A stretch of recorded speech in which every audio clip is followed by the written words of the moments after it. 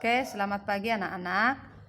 Hari ini kita bertemu kembali di materi bilangan kuantum. Jadi kalau minggu lalu Ibu sudah kasih materi jenis bilangan kuantum ada 4 ya. Jadi hari ini kita berlatih bagaimana menentukan harga bilangan kuantum.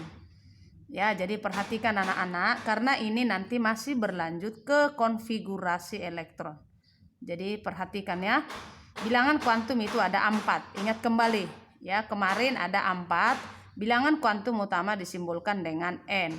Perhatikan penulisan simbol ini semua nak harus huruf kecil. Jangan kamu buat kapital karena nanti akan berbeda.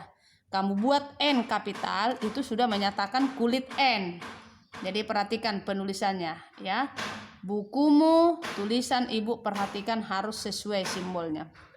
Nah, hari ini kita belajar bagaimana menentukan harga bilangan kuantum itu supaya kamu bisa menentukan harganya ya. Jadi bilangan kuantum itu ada 4 ya. Apa itu bilangan kuantum? Minggu lalu sudah dikatakan bahwa bilangan kuantum ini adalah bilangan yang menyatakan atau menentukan posisi elektron. Ya, begitu kan nak? Elektron itu berada di mana? Di kulit atom. Ya. Tetapi kita harus bisa menentukan posisinya di mana. Walaupun tidak pasti posisinya di mana. Ya. Jadi kalau Ibu menggambarkan kalau misalnya seorang anak saya suruh berkeliling di sebuah lingkaran. Ya. Perhatikan dulu nak, ini ada sebuah lingkaran. Jadi atom itu kan kita ibaratkan bahwa kulitnya berbentuk lingkaran ya. Berarti elektron itu bergerak di sekeliling kulit yang berbentuk lingkaran ini. Perhatikan ya, jadi elektron ini terus bergerak mengelilingi inti. Karena inti di sini dia inti. Jadi elektron itu bergerak mengelilingi inti atom. Nah, bergerak. Perhatikan ini arah tangan Ibu. Jadi kalau seorang siswa saya ibaratkan mengelilingi sebuah lingkaran ini. Nah, lalu saya tanya kalian, pada menit atau detik pertama, di mana posisi si A? Ya, kita tidak bisa menentukan secara pasti di mana posisi dia. Mengapa? Karena dia terus bergerak. Ya. Kalau di detik pertama mungkin posisinya di sini. Perhatikan tangan saya. Dia kan terus bergerak. Saya tanya lagi nanti pada detik kedua, di mana posisinya? Saya tidak tahu di mana pasti. Tapi yang jelas dia di sekitar lingkaran ini. Kira-kira begitulah gambarannya nak. Yang jelas dia masih di seputar lingkaran ini. Itulah harga bilangan kuantum. Jadi untuk menentukan posisi elektron itu di kulit, di subkulit, di orbital, dan arahnya. Jadi kalau sering saya gambarkan kepada siswa, kalau saya mencari seorang buronan, nak, katakan buronannya itu katanya di sekitar menteng, ya, maka apa yang pertama saya cari? Nah, di menteng itu tentu saya cari di jalan mana rumahnya, atau di jalan mana dia bersembunyi. Jadi kulit itu sering saya gambarkan, baratkan sebuah jalan, ya. Sebuah jalan atau gang. Paham ya nak? Setelah saya dapat jalannya atau gangnya, misalnya di menteng itu banyak jalan. Ada gang Sitinjo, ada gang Setia misalnya. Nah setelah itu saya cari rumahnya di mana, nomor berapa. Begitu kan nak? Lalu setelah dapat rumahnya, tentu dia bersembunyi. Mungkin di kamar mandi kah?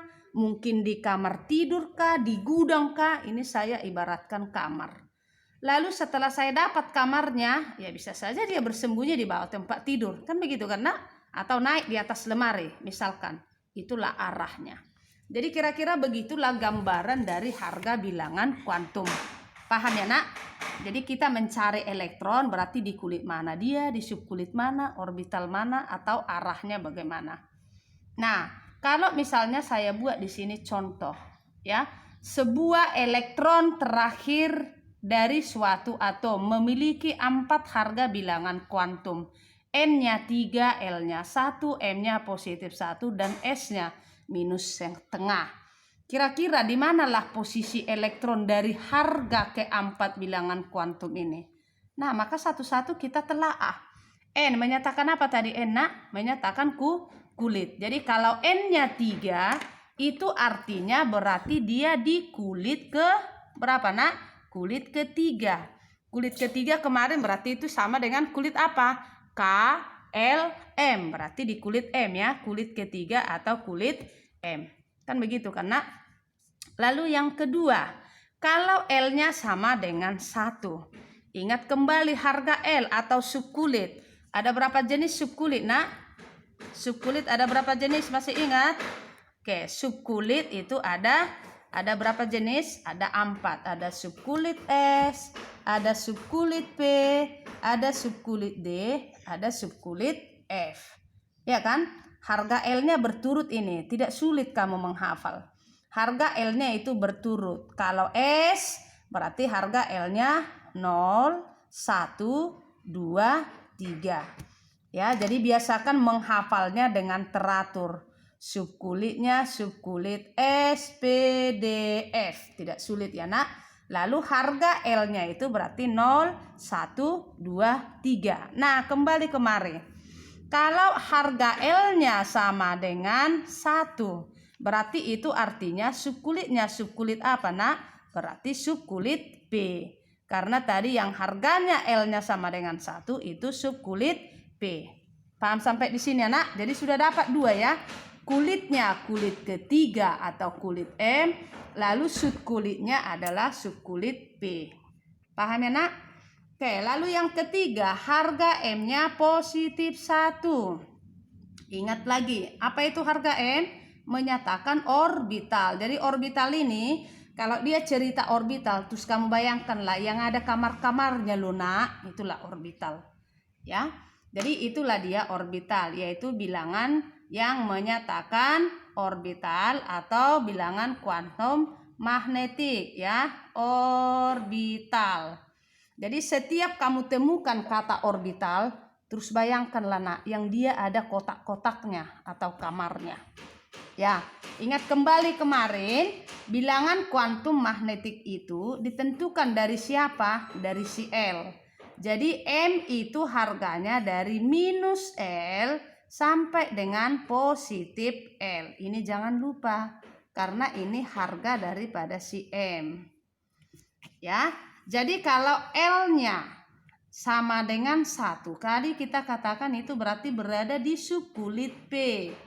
Ingat kembali, berapa orbital dari subkulit S? Nah, orbital, ingat ya, orbital itu apa? Kamar. Jadi subkulit S itu memiliki satu kamar, satu kotak. Subkulit P itu kamarnya berapa? 3. Subkulit D itu berapa kamarnya? 5. Subkulit F itu berapa kamarnya? 7. Ingat, satu kamar itu maksimum 2 elektron. Ya, maka ini boleh kamu lanjut. Jadi buat catatanmu di rumah, nak. Buat. Ya, berarti kalau di subkulit S maksimum berapa elektron yang bisa diisi? Hanya bisa 2. Kenapa? Karena dia hanya satu kamar. Ya, jadi ini buat tulisanmu. Oh, berarti ini kamar. Oke, berarti subkulit P, lanjut, nak. Berapa ini elektron yang bisa diisi? Tentu 6, karena dia hanya 3 kamar. Di sini berapa? Isi sendiri. Di sini berapa? Isi. Nah, itulah masuk kita ke bilangan kuantum magnetik, yaitu kamar. Tadi posisi elektronnya di mana, nak? Di subkulit P. Kenapa di subkulit P? Karena L-nya 1, kan begitu? Subkulit P itu berarti berapa kamarnya? 3. Jadi saya gambarkan dulu di sini. Ada 3 kamar. Oke, ya. Jadi maksimum yang bisa diisi di subkulit P ini adalah hanya 6 elektron. Berarti 2 di sini, 2 di sini, 2 di sini. Itu maksimum ya, nak. Kalau minimum boleh ya, boleh 1 di sini, boleh 1, boleh 1. Oke. Nah, kalau dikatakan bilangan kuantum magnetiknya positif 1. Yang manalah kamar yang nilainya positif 1? Kamu berangkat dari sini, nak. Minus L. L-nya tadi berapa, nak? L-nya tadi berapa? L-nya 1 kan? Ini L-nya. Berarti saya isilah, inilah yang kamar, harga L-nya, harga M-nya negatif 1. Karena dia dari minus L. L-nya berapa tadi? 1, berarti minus L. Jadi seperti garis bilangan. Kalau di sini minus 1, berarti di sini berapa, nak? 0. Di sebelah kanannya berapa? Positif 1. Nah, jadi kalau elektron yang kamu temukan itu posisinya di sini, berarti harga M-nya itu sama dengan berapa? 0. Kalau yang kamu temukan, sudah kamu cari dan temukan elektronnya berada di kamar 3, berarti itu harga M-nya berapa, nakku? Positif 1. Kalau posisi elektronnya di kamar 1, berarti itu harga M-nya minus 1. Nah, kembali ke soal ini tadi, ya. Harga M-nya berapa, nak? Di positif 1. Berarti dengan bahasa kita sehari-hari, berarti dia berada di kamar ketiga. Paham sampai di sini, nak? Paham ya? Oke, kita lanjut sekarang. Jadi cara pengisian di kamar-kamar ini itu nanti akan kamu pelajari waktu kamu belajar konfigurasi elektron. Jadi perhatikan, nak, ini masih berlanjut materinya. Jadi kamu tidak boleh main-main. Ya, tapi di sini kita tadi hanya menentukan di mana sih elektronnya kalau harga M-nya positif 1. Berarti kamu menjawab dia berada di mana, nak? Di orbital ketiga. Karena P itu memiliki 3 orbital. Orbital 1, orbital 2, orbital 3. Atau kamar 3 lah kalau bahasa sehari-hari. Paham ya, nak? Nah, sekarang kita lanjut ke yang terakhir. S-nya minus setengah. Apa sih artinya S minus setengah? Ya, kemarin kamu sudah menerima. S ini adalah menentukan arahnya. Jadi arah elektron itu ada 2. Ada yang arahnya ke atas. Ya, kadang-kadang sebagian buku ada juga ini dipenuhkan panahnya. Ya, lalu yang ke bawah itu arahnya itu adalah yang harga S-nya minus setengah, ya. Jadi harga S itu hanya ada 2, arahnya ke atas dan arahnya ke bawah. Nah, kita lihat ini, harga S-nya kemana, nak? Ke negatif. Berarti itu S-nya nanti panahnya harus ke bawah. Begini dia, ya. Elektronnya itu di dalam orbital itu harus panahnya ke bawah, ya. Itulah dia cara menentukan keempat harga bilangan kuantum. Ya, sampai di sini paham kira-kira, nak? Oke, nah sebaliknya, kalau ibu suruh kalian nanti, nak, tentukanlah, ya, tentukanlah harga bilangan kuantum dari elektron ini. Kalau diberitahu konfigurasinya, ya, di posisi berikut.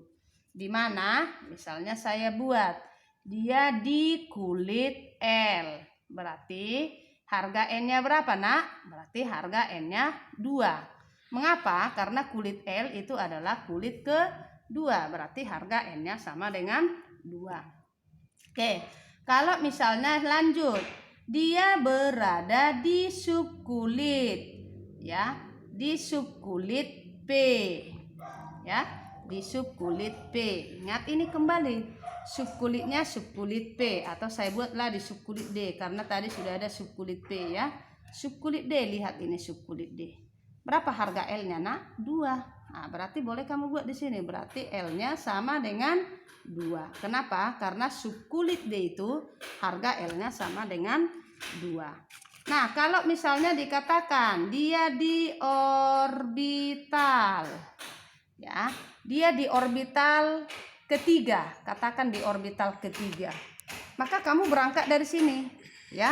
Karena ingat L itu, ya, berhubungan dengan harga M.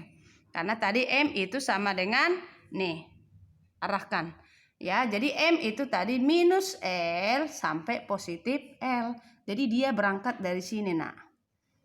Ya. Jadi kalau dikatakan dia di orbital ketiga, berarti kamar ketiga. maka kamu harus mengisi dulu kamar daripada si D ini. Berapa kamar si D? Nah, ingat kembali nih. Kamar si D berarti ada berapa? Ada 5. Maka saya harus langsung bisa. Harus langsung kamu bergerak, Nak. Langsung isi cepat-cepat. Ya, yang D itu kamarnya ada berapa? 2, 3, 4, 5. Inilah subkulit D. Ya, subkulit D itu memiliki 5 kamar. Yang mana harga M-nya di sini? Kamu berangkat dari sini, Nak. M itu minus L. Berapa L-nya tadi? 2. Berarti kamu berangkat dari minus 2, minus 1, lalu 0, positif 1, positif 2. Jadi kalau dia berada di kamar 3, kata soal ini tadi, dia berada di kamar ketiga. Berarti harga M-nya berapa, Nak? Berarti M-nya sama dengan 0. Sudah dapat 3 ya, Nak? N-nya 2, L-nya 2, lalu M-nya 0. Nah, kalau misalnya dikatakan arahnya, ya, arah si elektron itu, tadi si elektron itu kan berada di kamar 3. Arah si elektron itu berada ke atas. Nah, dia panahnya ke atas. Berarti S-nya berapa, Nak? Berarti S-nya positif setengah. Kira-kira begitu. Ya, sudah paham sampai di sini, Nak? Itulah dia cara menentukan harga bilangan kuantum. Oke? Sampai di sini dulu materi kita. Nanti tugasnya Ibu kirim di classroom. Maka kembali lagi ke classroom, lalu nanti kerjakan tugasnya dan upload. Oke, selamat pagi dan salam sehat bagi kita semua.